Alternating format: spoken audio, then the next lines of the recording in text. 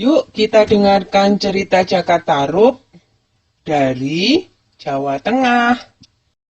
Pada zaman dulu, ada seorang pemuda bernama Cakataruk.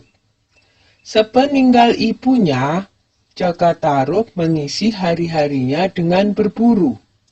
Hampir setiap hari ia berburu ke hutan.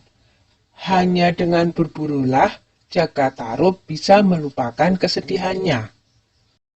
Begitu juga pagi itu.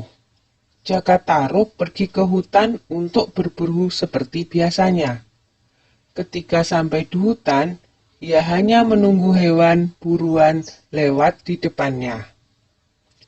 Tetapi, tak ada satupun hewan buruan yang ia dapatkan.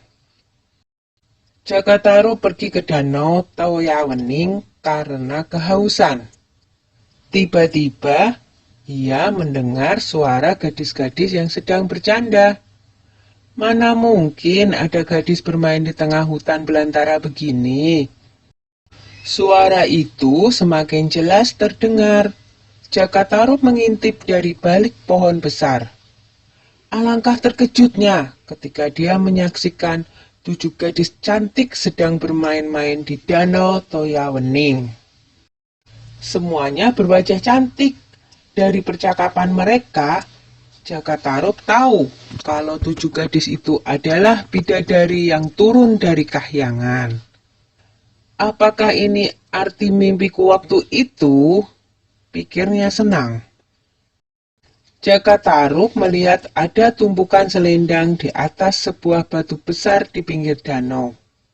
Selendang-selendang itu memiliki warna yang berbeda-beda. Cakataruk berniat mengambil salah satunya. Dengan hati-hati, Cakataruk berjalan menuju selendang-selendang itu. Cakataruk mengambil yang berwarna merah. Setelah berhasil, dia buru-buru menyelinap kembali ke tempat semula di balik semak-semak. Tiba-tiba terdengar aba-aba dari seorang bidadari. "Ayo kita pulang sekarang. Sebentar lagi hari akan gelap." "Iya, benar. Ayo kita segera pulang sebelum matahari terbenam," sahut yang lainnya. Dan akhirnya para bidadari itu keluar dari danau. "Di mana selendangku?" teriak salah satu bidadari. "Siapa yang mengambil selendangku?" "Di mana kau taruh selendangmu, Nawang Wulan?" tanya yang lain. "Tadi di sini," jawab Nawang Wulan. Ia terlihat sangat panik karena tanpa selendang itu dia tidak akan bisa kembali ke kahyangan. Karena hari sudah mulai gelap, yang lain terpaksa meninggalkan Nawang Wulan sendirian.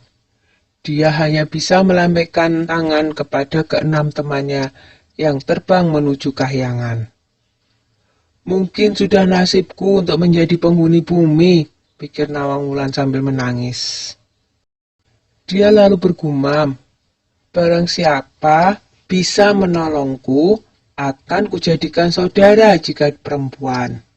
Jika dia laki-laki, akan kujadikan suamiku." Lalu Cakataruk pun muncul dari balik pohon untuk menolong Nawang Wulan. Akhirnya Cakataruk pun menikah dengan Nawang Wulan, seorang bidadari dari kayangan. Mereka pun dikaruniai seorang putri yang sangat cantik yang diberi nama Nawang.